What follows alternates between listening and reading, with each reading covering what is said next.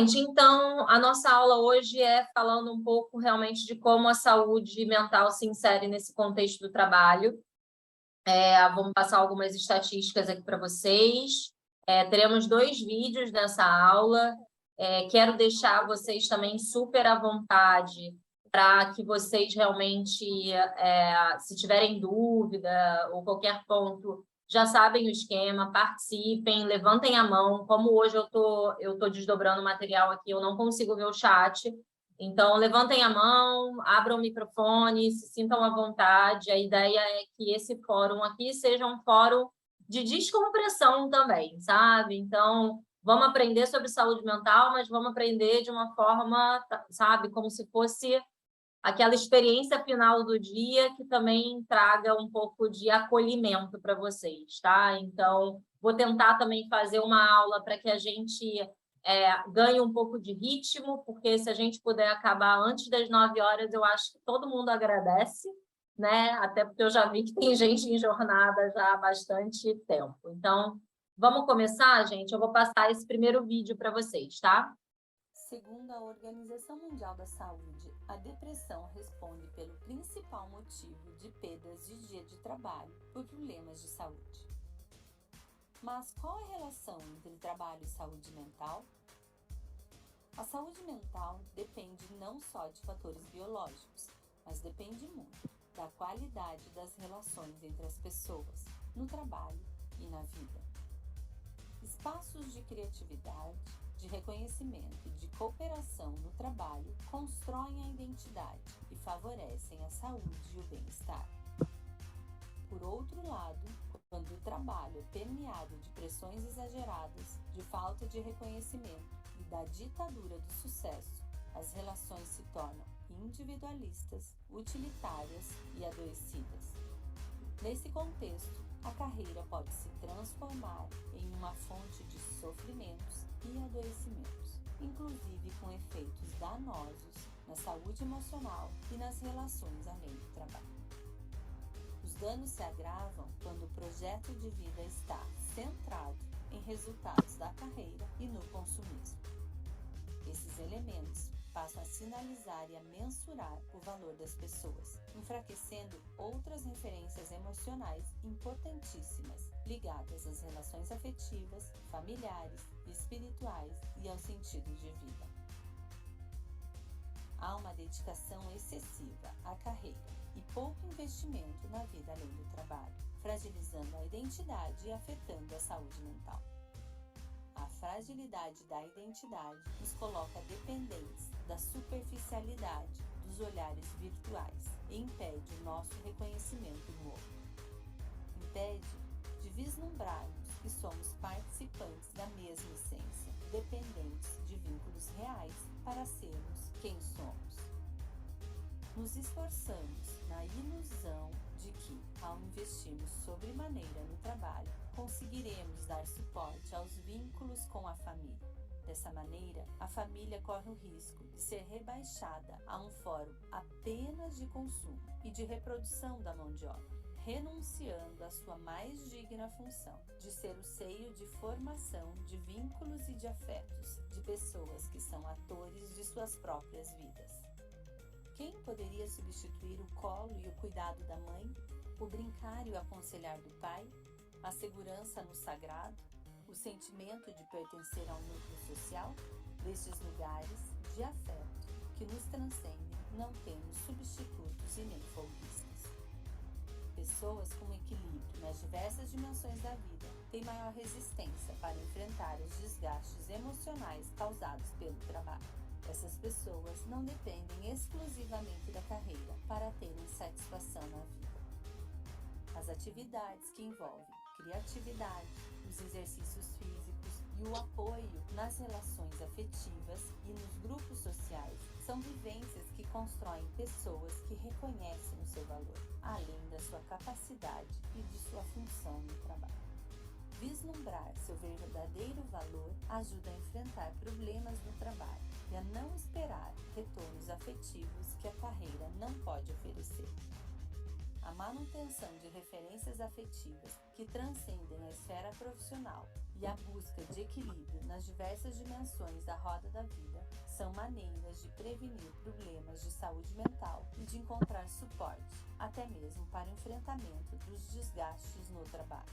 As relações com as dimensões do sagrado, dos ideais coletivos e da família nos levam a um outro patamar de consciência sobre a relevância do nosso trabalho, o qual passa a ser fonte de saúde emocional. O trabalho precisa ter lugar no nosso coração pelo que produz na vida do outro e não pelos indicadores medíocres das metas e dos retornos financeiros. Você é muito mais do que somente um ser que trabalha. Lembre-se, a roda da vida está em suas mãos. Galera, vamos lá. Vocês já tinham visto esse vídeo em algum momento? Já tinham chegado a ter essa visualização? Vocês já tinham ouvido falar sobre Roda da Vida? Só me faz um joinha, alguém, pelo amor de Deus. Não? Eu não. Tá. Boa, Sérgio, obrigada. Acho que esse é um primeiro conceito extremamente importante, tá, gente? Porque a saúde mental no Brasil, né, a saúde mental no mundo, ela já era, né, um problema, ela já era uma pandemia muito antes do coronavírus, tá? Então, realmente, nesse mercado em que o que é valorizado é aquilo que te conecta que te desconecta com as outras pessoas e te conecta num foco extremamente individual, não tem como a gente dizer que, cara, a gente está conseguindo realmente fazer as coisas de uma forma coletiva, de uma forma equilibrada. E aí, a verdade é que a gente pode pegar bastante coisa, né, sobre essa perspectiva quando a gente pensa em todo o nosso formato de competição.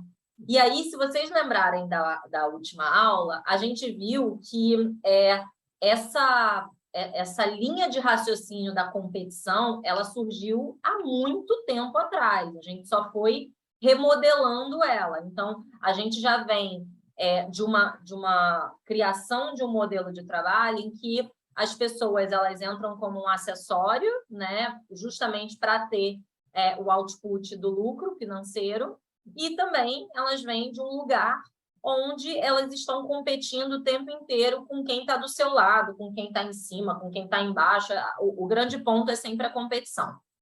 Isso, obviamente, faz com que existam alguns fatos que a gente precisa conviver. Então, o primeiro deles é que, eu não sei se vocês sabem, mas em 2019 a OMS declarou que o brasileiro é o povo mais ansioso do mundo. Então, num cenário, né, onde a gente vive um monte de pressão, onde o dia a dia começa às 4h45 da manhã, justamente porque você precisa se preparar para estar nesse mercado competitivo, fica realmente muito complexo a gente achar que a gente não vai ter consequências relacionadas às nossas saúdes, né? A nossa saúde integral e, obviamente, a saúde mental, ela compõe isso. Então, a verdade é que, segundo a OMS, as doenças mentais e comportamentais elas estão entre as principais causas de perdas de dias no trabalho, né? E isso, ela acarreta, por exemplo, casos leves são mais ou menos, em média, 4 dias no ano, mas casos graves, a gente fala de cerca de 200 dias no ano.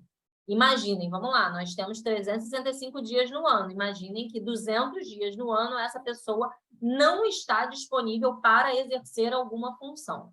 Mais de 300 milhões de pessoas sofrem com ansiedade, mais de 260 milhões de pessoas vivem com ansiedade. E vamos lembrar que muitas pessoas vivem com ansiedade e depressão.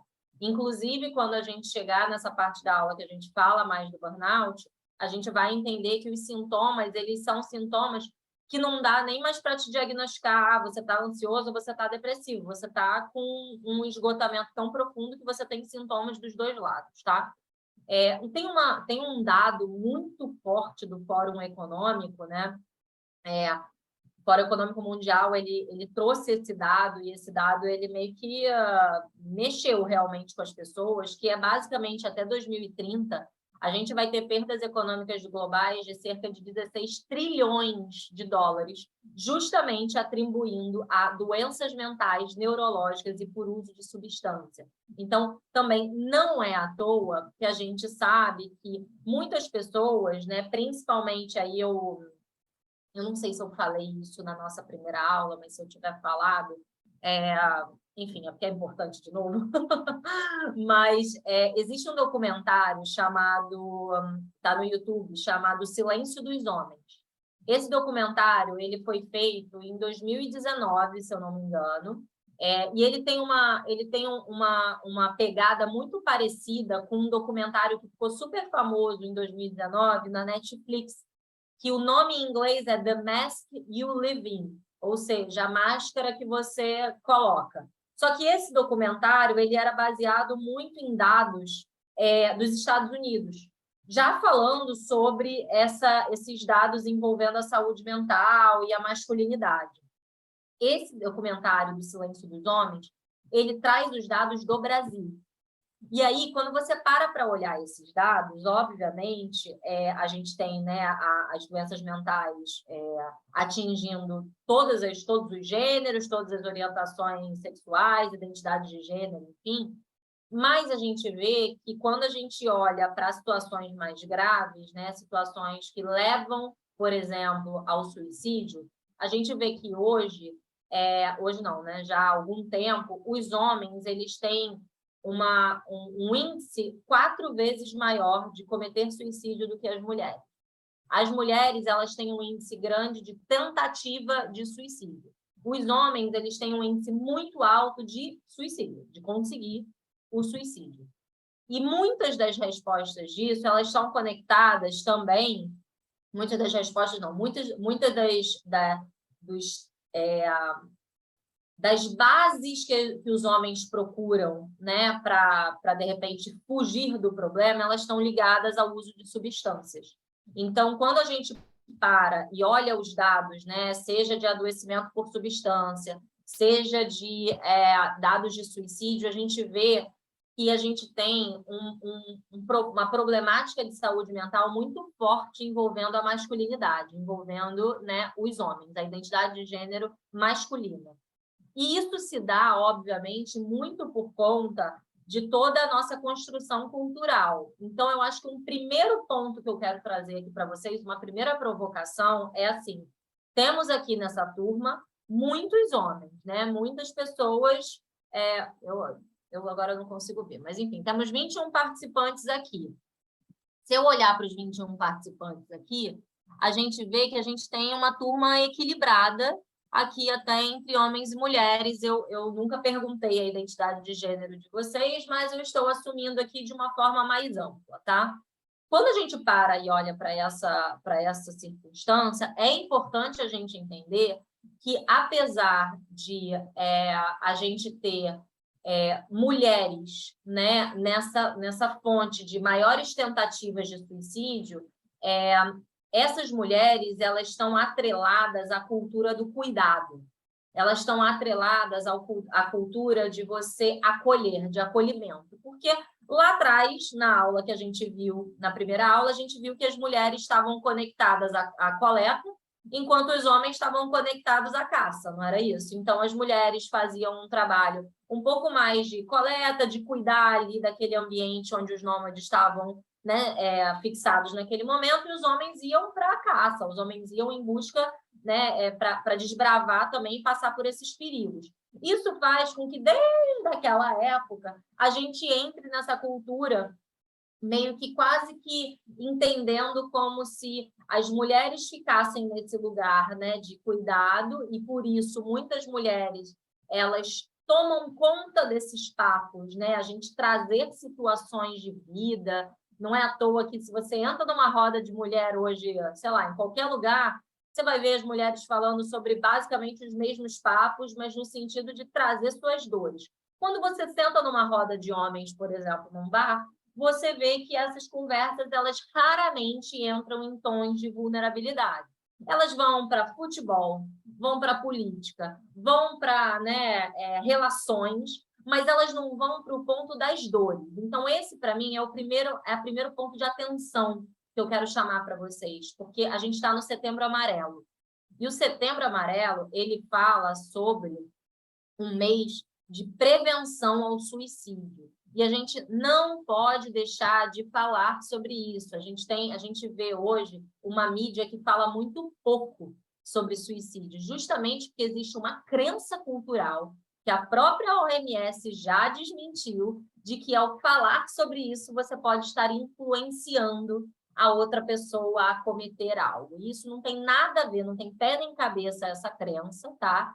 Então, a verdade é que a gente precisa trazer esses dados, a gente precisa trazer essas provocações. Caso contrário, daqui a pouco a gente vai continuar tendo perdas cada vez maiores, não só econômicas, mas de vidas, né? Que é o que mais importa aqui são as vidas.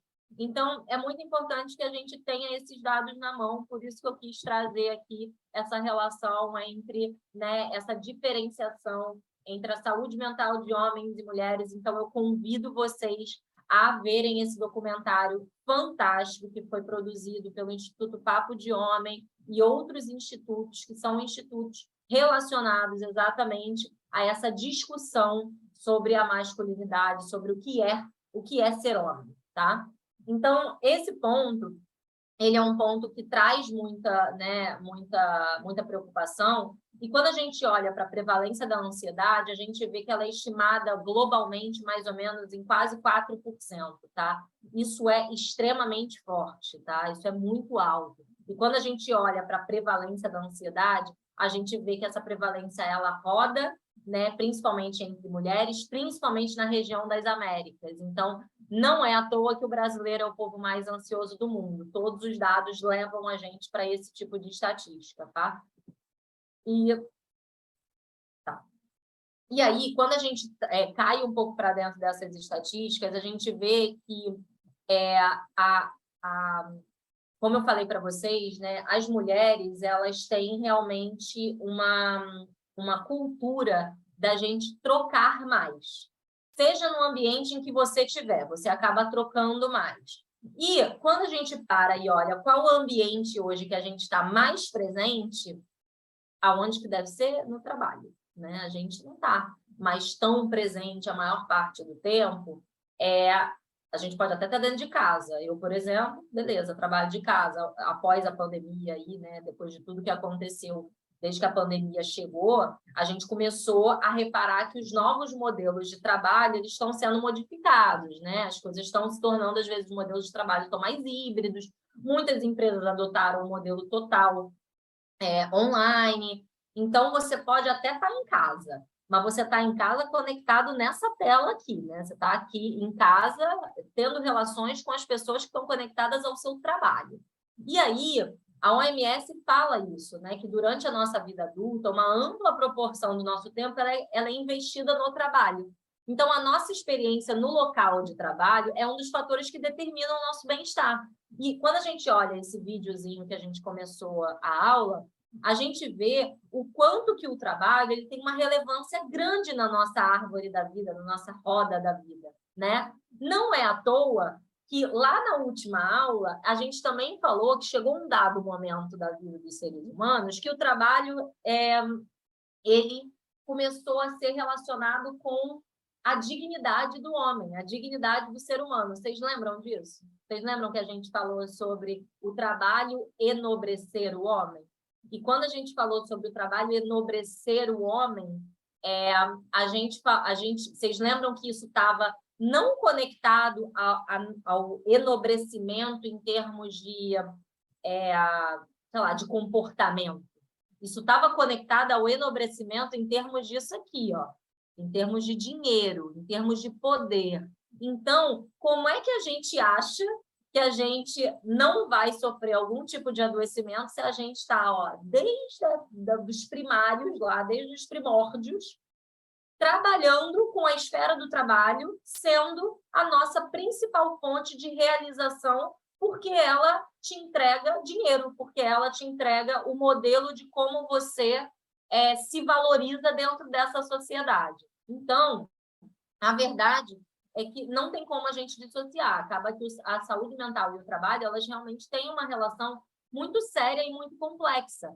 E é exatamente por isso que, atualmente, né, há 2 anos atrás, a gente mal falava sobre isso, mas que, atualmente, a gente olha toda essa perspectiva que a gente está vendo de movimentação no mercado, da gente começar a perceber que esse é um problema que é do ambiente de trabalho também. Porque até 2 anos atrás, gente, a gente não falava sobre adoecimento mental dentro do trabalho. Assim, eu não sei qual é a experiência de vocês, até se vocês tiverem uma experiência diferente da minha, gostaria muito que vocês trouxessem para cá, mas assim, até 2, 3 anos atrás, a gente mal falava sobre ansiedade, sobre depressão, a gente não falava sobre isso, principalmente dentro da esfera do trabalho. Assim, em algum momento aqui da aula eu vou contar um pouco do meu relato para vocês do meu adoecimento, e vocês vão ver que quando eu fui falar do meu adoecimento, primeiro, eu falei quase 6 meses depois que eu já estava doente, já estava tendo crise de ansiedade. E quando eu falei que o problema era meu, que não tinha nada a ver com o trabalho. Então, assim, por que eu falei isso? Porque eu estava morrendo de medo.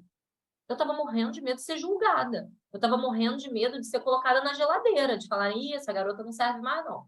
Coloca ela aqui, que ela é frágil, coitada. Então, assim, não dá para a gente esquecer que tem muito pouco tempo que a gente está falando sobre saúde mental dentro desses ambientes, sabe? Até ontem isso era um baita tabu. Bom, então, a verdade é que realmente a gente tem vários fatores de risco, né, para a saúde mental em termos de estar nesse ambiente do trabalho. E aí eu trouxe para vocês alguns exemplos, porque isso, para mim, é extremamente importante da gente saber. Então, sobrecarga de trabalho é algo óbvio, sim, mas falta de colaboração, sabe aquela exclusãozinha?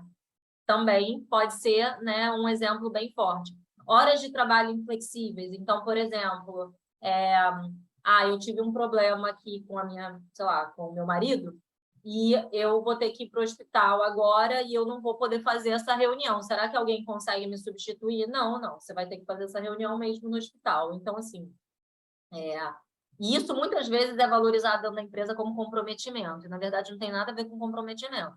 Isso já é parte de uma sociedade completamente adoecida que valoriza esse tipo de comportamento, que o que parece, imagina, que assim, quem nunca? Porque eu falo desse lugar. Eu já fiquei doente, já trabalhei doente. Eu acredito que vocês também já tenham tido alguma experiência ou conhecem alguém que teve essa experiência. Por quê? Porque isso significa que você está ali comprometido mesmo na ausência da sua saúde. Então, assim, olha como a gente está adoecido, né? Objetivos e práticas organizacionais duvidosos. O que isso tem a ver? Ética. Então, quando você presencia situações que aquilo ali vai de encontro com a ética. Políticas inadequadas de segurança e saúde. Mais práticas de comunicação, principalmente envolvendo o comportamento da liderança. Então, pensa naquela comunicação violenta, naquela comunicação agressiva, naquele gestor que quer chamar a sua atenção e chama a atenção você na roda.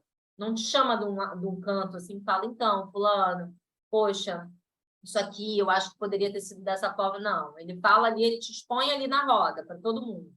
Falta de participação na tomada de decisão, ou seja, você toma conta de uma coisa, você é responsável por um negócio, mas na hora de tomar a decisão, ignoram a sua opinião. Na verdade, quem decide é quem está acima de você. Então, é óbvio que isso vai levar você a um local de, cara, afinal, qual é a minha colaboração aqui? E lembrem que isso aqui leva a gente para aqueles modelos lá iniciais, né, do modelo de trabalho, do Fordismo, do Toyotismo, que a pessoa era o quê? Um acessório. Então, a gente só começa a prestar atenção, a valorizar a capacidade cognitiva da pessoa no Taylorismo, né? Estão lembrados disso? No Taylorismo, não, no Toyotismo. Então, lembrem-se disso, tá? Tarefas inadequadas para as competências da pessoa. Então, assim, não adianta colocar uma pessoa para ser vendedor se ela não tem skills de venda. Se ela é uma pessoa introvertida. Não, mas essa pessoa tem que passar por esse passo. Por que tem que passar por esse passo? A gente não deveria estar explorando os talentos da pessoa? A gente não deveria, como organização, colocar as pessoas para fazerem aquilo que elas são boas no que elas fazem, a gente não deveria estar olhando para esses grupos em formato de time e não analisando se uma pessoa é boa em tudo, os famosos heróis e heroínas, que a gente já falou aqui em outro momento. Então, aqui existem alguns fatores de risco importantes. Vou rodar um vídeo aqui para vocês também darem uma olhada. Antes até de eu rodar o vídeo. Você se sente cansado? Você se sente cansado. Antes de eu rodar o vídeo. Alguma dúvida até aqui? Algum comentário até aqui? Querem partilhar alguma coisa? Não? Tudo bem? Vou seguir com o vídeo então, tá?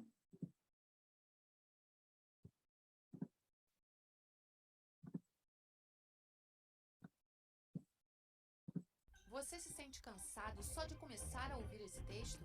É só cansaço ou esgotamento? A síndrome do esgotamento profissional é um distúrbio psíquico que mantém a pessoa em um estado de tensão emocional e estresse crônico. O trabalho invadiu toda a sua vida pessoal, social e emocional. Os sinais de alerta são insônia, fadiga crônica, irritabilidade, enxaquecas, dores nas costas, perda de memória, depressão, ansiedade e ataques de pânico. Tentar aliviar os sintomas consumindo álcool, tranquilizantes ou fumando pode levar ao vício. A síndrome acontece principalmente em pessoas com trabalhos que exigem contato constante, como no ensino e na medicina, mas pode acontecer a qualquer profissional. Gritar com seus colegas de trabalho ou jogar seu computador pela janela pode parecer terapêutico, mas é melhor parar de trabalhar e procurar um médico. Profissionais de saúde recomendam: defina seus limites e prioridades, divida seu trabalho e converse com seus colegas, e tire uma licença antes de explodir. Gente, divida seu trabalho com os seus colegas. Esse é um ponto, né, que a gente estava falando aqui, até aqui nesse slide anterior, né, a história seja de falta de colaboração ou até da falta de participação nas decisões. Tem um ponto, gente, que é extremamente importante, e aí eu acho que eu até já cheguei a falar um pouco para vocês já no início, né, dessa aula, mas é assim, a relevância da colaboração na prática, ela é muito importante. Porque não tem como a gente achar que a gente vai dar conta de tudo. Só que hoje as práticas e os processos que a gente vê dentro das organizações são conectados à valorização do indivíduo. Então, é exatamente por isso que a gente está num momento super esquisito do mercado, que é aquela coisa do limbo, sabe? Assim, a gente sabe que a gente não está mais fazendo certo quando a gente faz uma avaliação de desempenho só individual, mas, ao mesmo tempo, a gente não sabe fazer uma avaliação de time, de desempenho de time.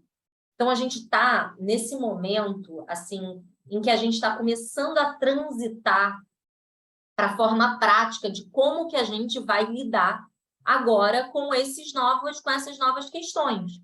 Justamente porque quando você olha para a população, e aí, né, de acordo com esses dados aqui que eu passei para vocês, cara, a população está completamente adoecida, gente. Está completamente adoecida, sabe? Quando a gente fala que a OMS, eu até trouxe aqui um dado, cadê?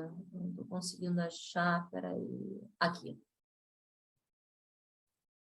Os números da Organização de Cooperação e Desenvolvimento Econômico estimam que, a qualquer momento, 1 em cada 5 pessoas de seus países membros, o Brasil é um dos países membros da Organização de Desenvolvimento Econômico, pode apresentar uma doença mental, e que, ao longo da vida, entre 40% e 50% experimentam uma doença mental leve a moderada.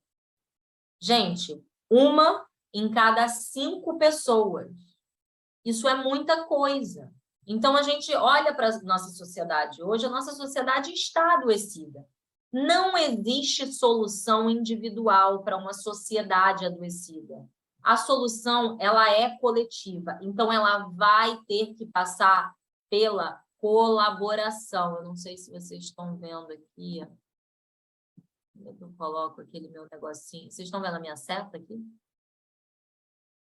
Sim, dá para ver. Sim? Ah, então tá, menos mal. Obrigada, Sérgio. Então, o ponto da colaboração ele é extremamente importante, porque é através das práticas colaborativas dentro das organizações que a gente vai conseguir ter um maior equilíbrio. E aí, é óbvio, né, que aí no vídeo, nesse último vídeo que eu passei para vocês, a gente fala, o vídeo falou assim, especialistas aconselham que você saiba, né, seus limites, suas prioridades. É óbvio que isso é importante, gente. Aí, a nossa terceira aula é sobre isso, sobre autocuidado e definição de limites, né? Então, a importância do autoconhecimento é extrema, porque 50% da responsabilidade em cuidar de você dentro do ambiente de trabalho é sua mesmo, vem de você.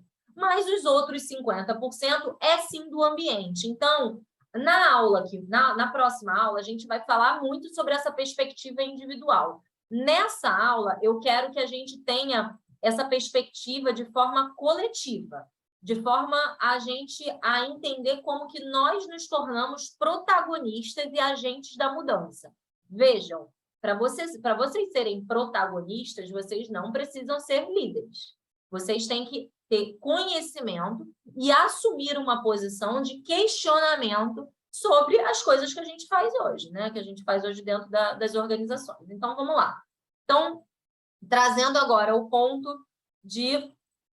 Estou voltando aqui, que eu estou com num paralelo aqui, eu também estou com algumas anotações para eu não esquecer de passar nada para vocês. Então, vamos lá.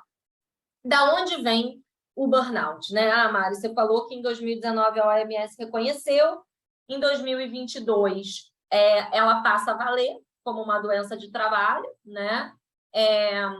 Acho que tem alguém aqui esperando na waiting room, eu estou admitir aqui, tá, Thaís? Então, ela passa a valer nesse ano, né, no ano de 2022, mas vamos lá, da onde surgiu o conceito do burnout? O burnout ele foi adotado em 1969 e ele se tornou um conceito público, né, nessa publicação em 1974 por essa pessoa chamada Herbert Freudenberg, e ele colocava, né, ele trouxe esse primeiro, né, o burnout, conectado aos profissionais da área de saúde. Então, conectado não só aos profissionais da área de saúde, mas, como falou no vídeo, aos profissionais que estavam na linha de frente do contato humano. O que significa isso? Profissionais de saúde, profissionais, por exemplo, envolvendo polícia, bombeiro, né? Profissionais da área de ensino. Então, todas aquelas profissões que têm um contato direto.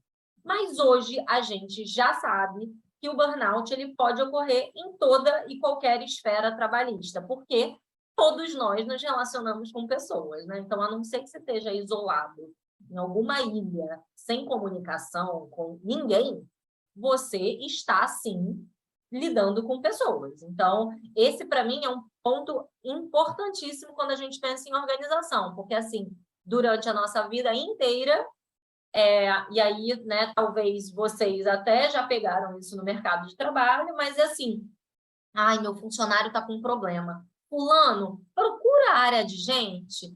Fulano, procura o RH que ele vai te ajudar. E a realidade é que é aí que está a concepção completamente errada da nossa organização.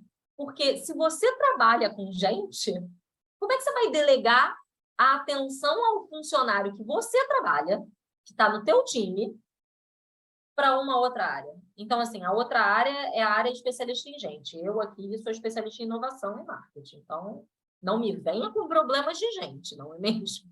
Então, assim, a gente está nesse momento em que a gente está precisando evoluir a liderança. E é exatamente também por isso que vocês estão aqui, porque vocês não são profissionais de psicologia, vocês não são profissionais de saúde, vocês são profissionais, ponto. Mas vocês precisam entender de gente, justamente porque nós convivemos com pessoas o tempo inteiro. E é exatamente essa falta de conexão entre as pessoas que gera todas as manifestações de doença, que gera toda essa situação caótica que a gente está vivendo no nosso cenário, né, como sociedade. Então, quando a gente fala de manifestações da doença do burnout, né, existe um cenário prévio e um cenário com burnout. Então, por exemplo, aquele funcionário, aquela pessoa que se considera superativa, que leva seu trabalho numa boa, que realiza suas atividades adaptada ao seu ambiente, né? Que leva a vida numa boa relacionada ao trabalho, ela começa a manifestar alguns sintomas até chegar nesse cenário com burnout, porque você não dorme e acorda com burnout, né? Dormir, amanhã, burnout. Não, não é assim. Você vai tendo sintomas e você vai tendo desgastes ao longo de algum tempo até chegar nesse cenário em que você está desinteressado, esgotado, completamente desmotivado, agressivo, cético e totalmente alheio à relação do trabalho. E aí, quais são esses sintomas?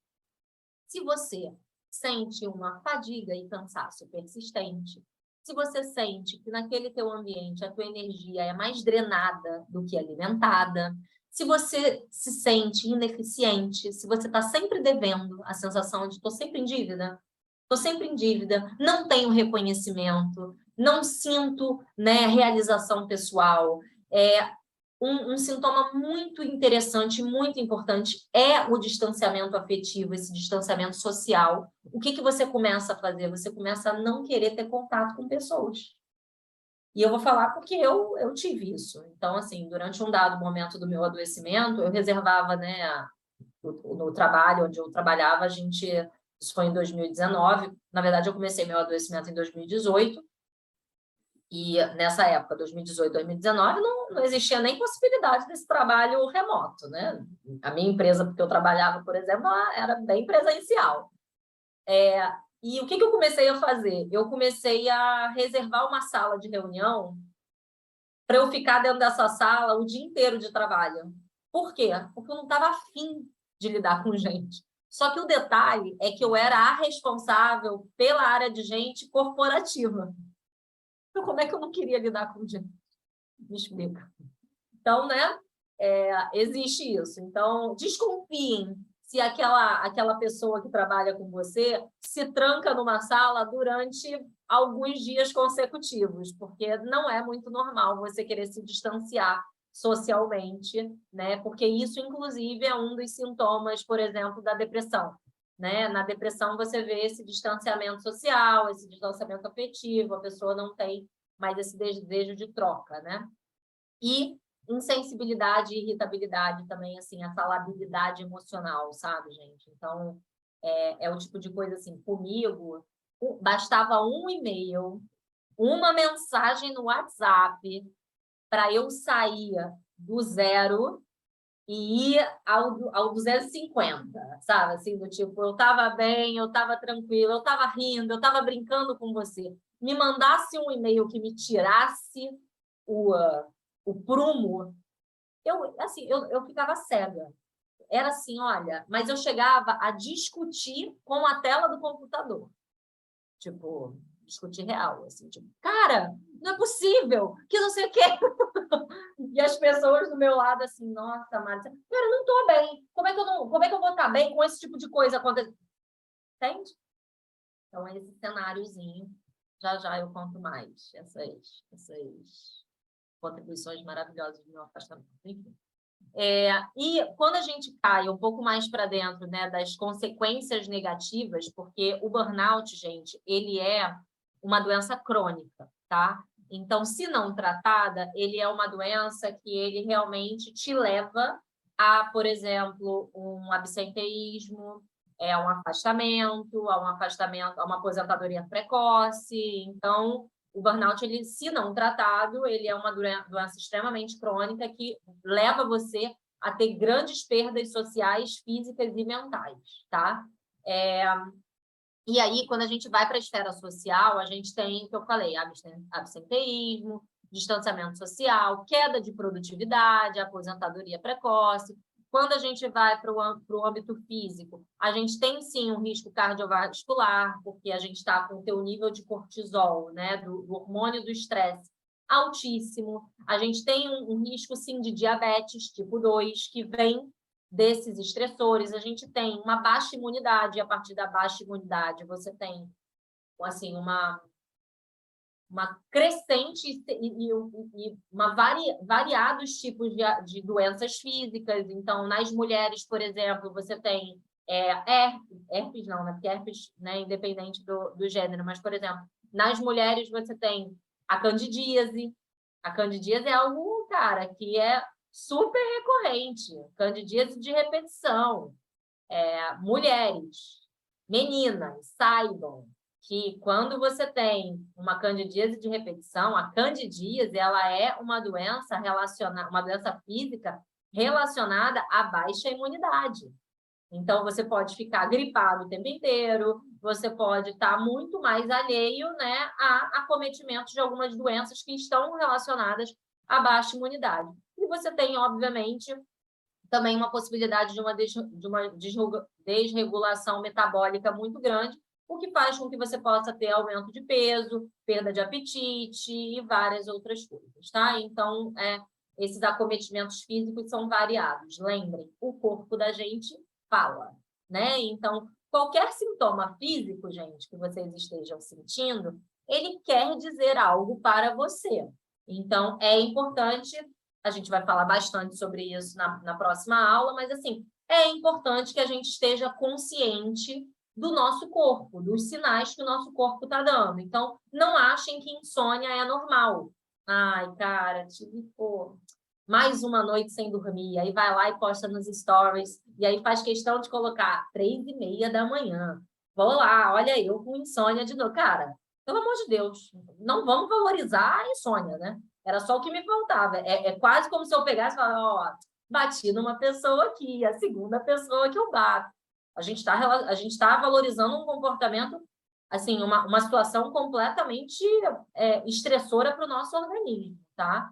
E quando a gente vai para o âmbito mental, as consequências negativas são, sim, você gerar, né, um transtorno de ansiedade, você ter, sim, uma conexão com um transtorno de depressão, você começar a abusar de álcool e substâncias, você ter perdas cognitivas, tá? Então, perda de memória, dificuldade de raciocínio, isso tudo está, assim, atrelado às consequências negativas de um adoecimento pelo burnout relacionado à parte mental, tá?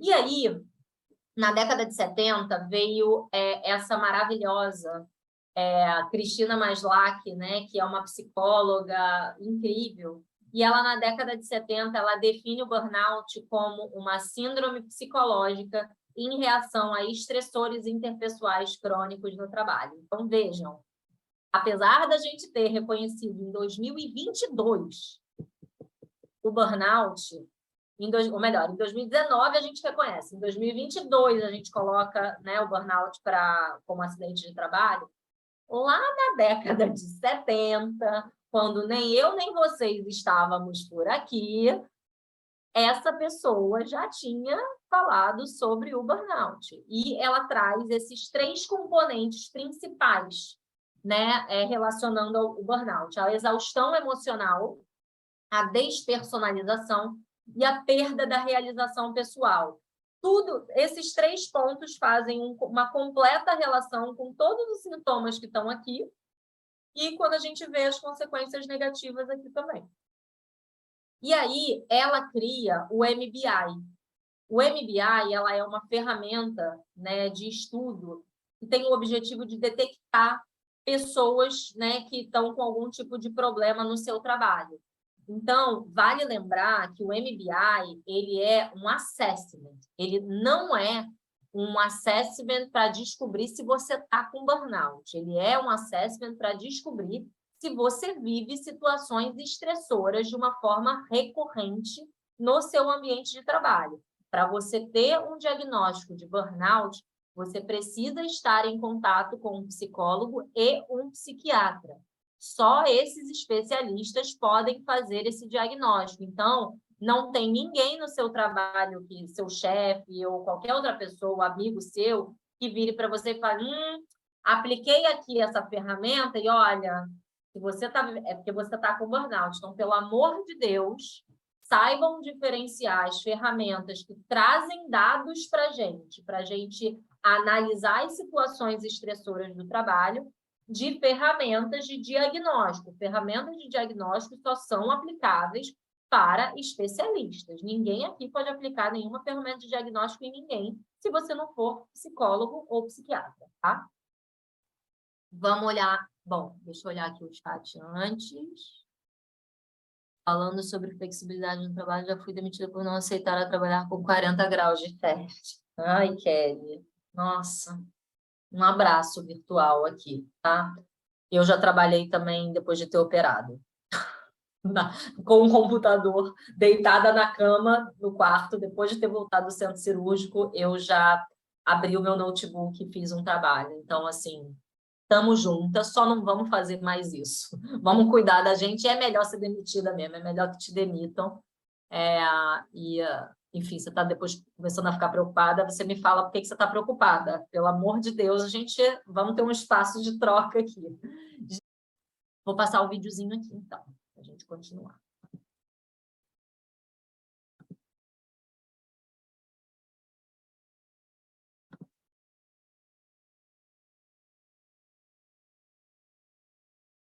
A internet deixa. Burnout has been an issue in the workplace for decades. But in the digital age, there's been an uptick, whether it's pressure to be on call 24/7 or having to do more with less. Job burnout has become a troubling issue in the 21st century workplace.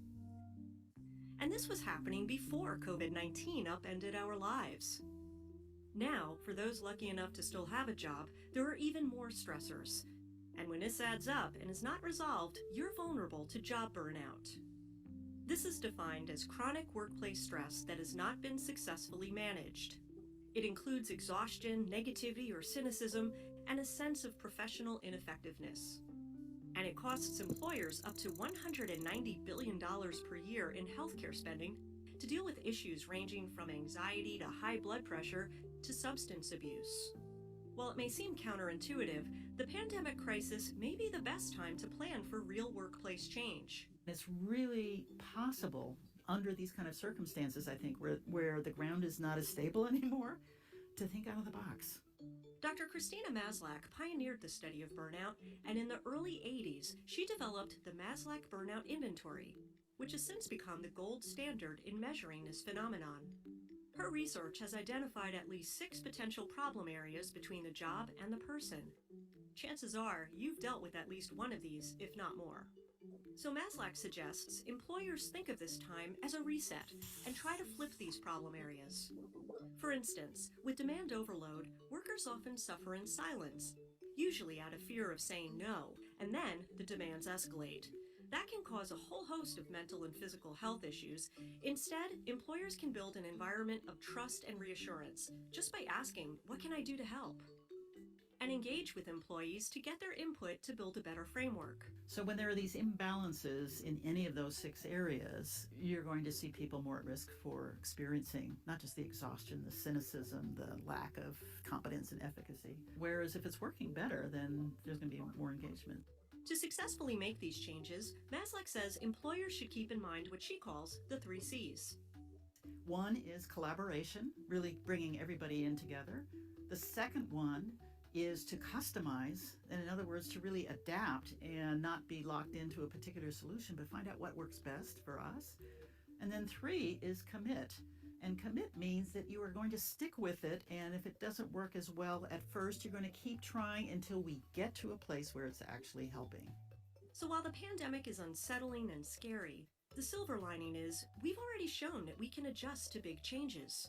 Why not use this opportunity to try to reverse the causes of job burnout and rethink how we work moving forward? This is a time to, kind of step up and help create a better world. Muito maravilhoso, né? Assim, porque é isso, assim, esse é o momento. A gente está vivendo um momento, assim, muito complexo, mas é exatamente nesses momentos complexos que a gente precisa dar uma virada de chave, sabe? Que a gente precisa questionar tudo que a gente vem fazendo até aqui. E, assim, a pandemia, gente, ela pode ter escancarado um pouco, né? Mas a gente já teve outras experiências durante a nossa vida, não a gente aqui, mas A gente já teve crise de 2008 econômica, a gente já passou por várias outras situações de epidemias e doenças e guerras, só que dessa vez a pandemia parou o mundo todo, né? E eu acho que fez com que a gente, quem tem acesso, começasse a se questionar qual é o seu papel. E eu acho que esse é o principal questionamento, sabe? Como é que cada um de nós colabora para um mundo melhor, para a gente mudar as ações práticas do que a gente, né, do que a gente está vendo.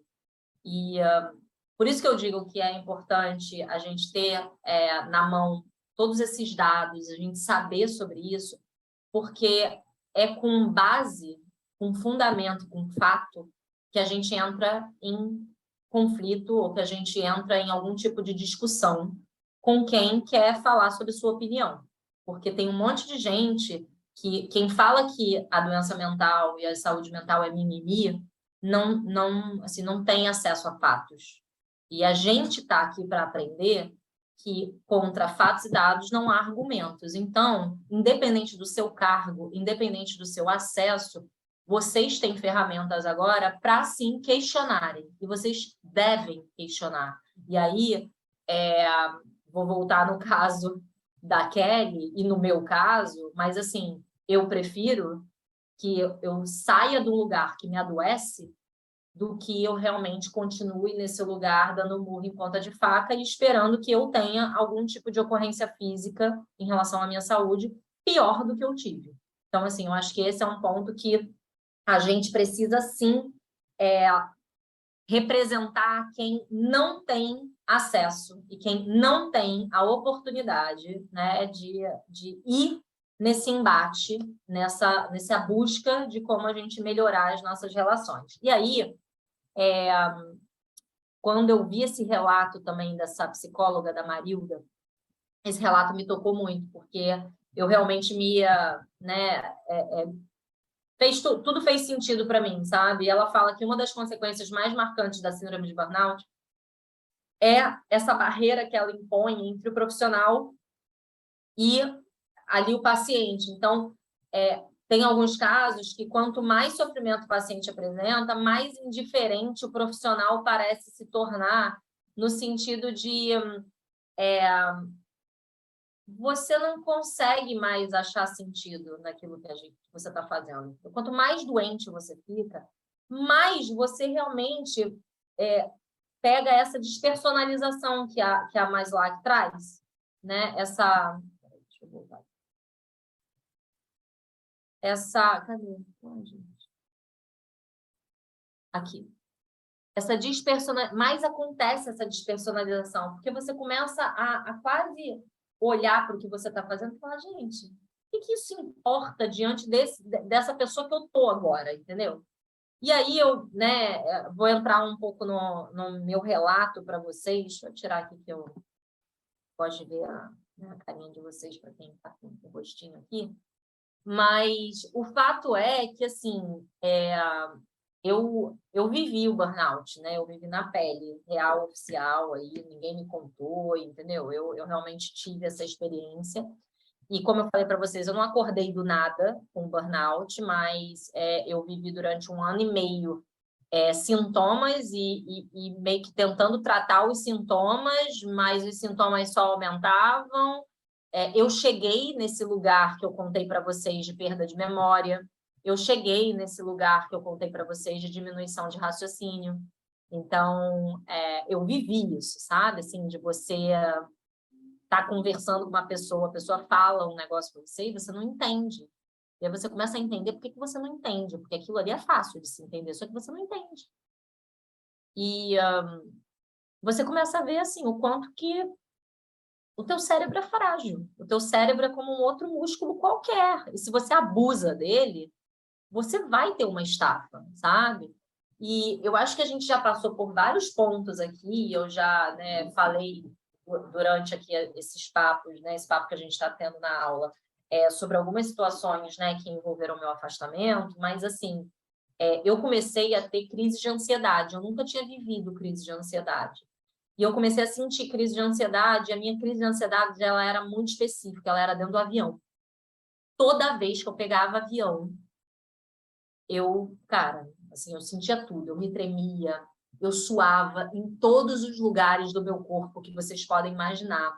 Eu começava a chorar, eu tinha taquicardia, o avião ia cair, entendeu? O avião ia cair. E assim, Mari, hoje, depois, o meu primeiro sintoma foi em julho de 2018. Depois dessa época, você já teve? Sim.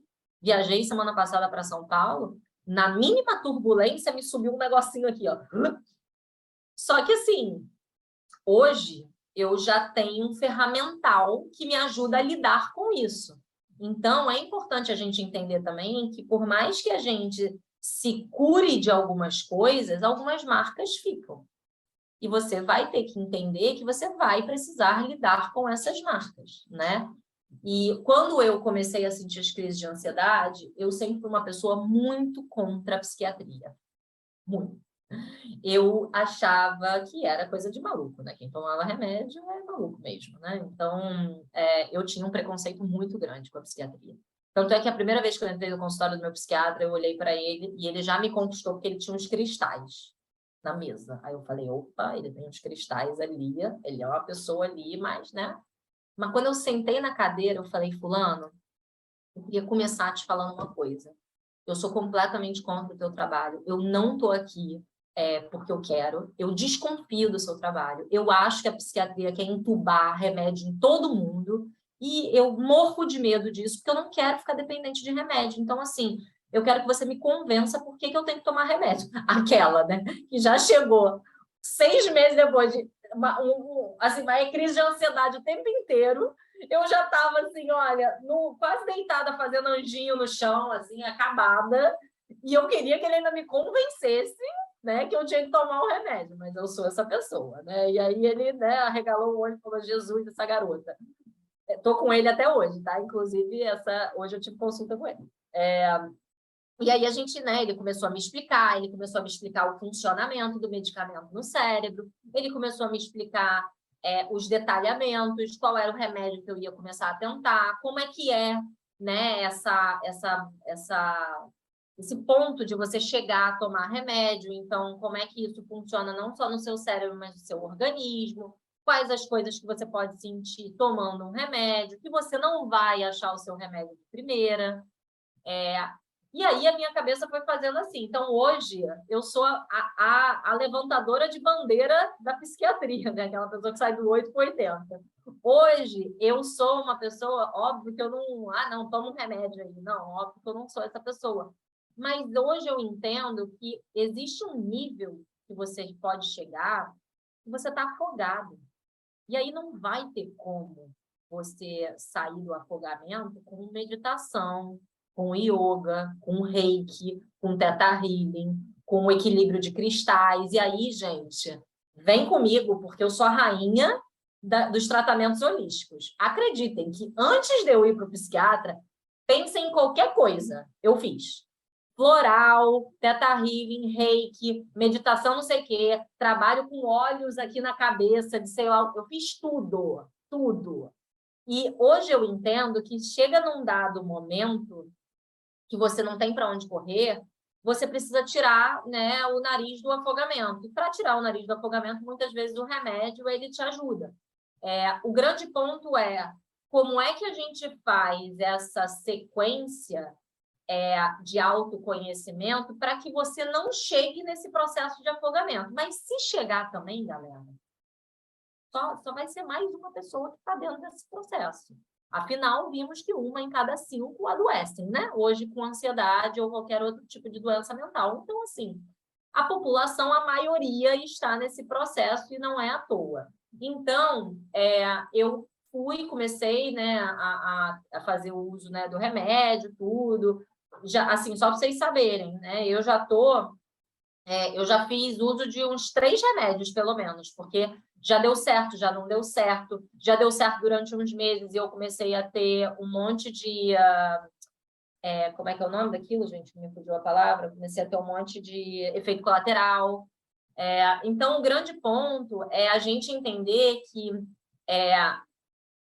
mesmo quando você vai para um remédio, você não vai acertar de primeira. Então, não significa que você não tem que ter atenção a você, porque você precisa continuar prestando atenção no seu funcionamento de qualquer jeito.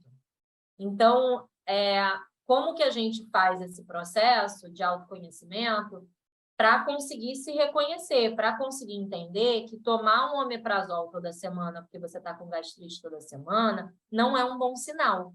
Isso não funcionou comigo. Eu tive que adoecer, eu tive que chegar no burnout para declarar que realmente eu não consegui fazer pausas. Mas eu realmente hoje, hoje, né, depois de ter vivido o burnout, tem um outro dado muito importante para passar para vocês, que é o seguinte: normalmente quem tem o primeiro burnout, ele tem o segundo. Se eu não me engano, é mais de 30%, 40% de casos do primeiro burnout, você tem o segundo. Por quê? Porque quando você volta de afastamento, você acha que tudo passou e você faz pequenas modificações na sua vida. E, cara, Mari, você teve o segundo? Não, eu não tive. Por quê? Porque eu fiz várias modificações. Essas modificações me deram muito trabalho. Muito trabalho. Me tiraram do eixo várias vezes. Eu tive crise de ansiedade depois do burnout, sim, porque as mudanças que eu estava propondo para a minha vida eram mudanças que mexiam muito comigo. Só que o fato é, se você não mudar, se você não tomar as rédeas também e entender quais são as ferramentas que estão na tua mão, não dá para ficar dependendo somente do ambiente onde você está.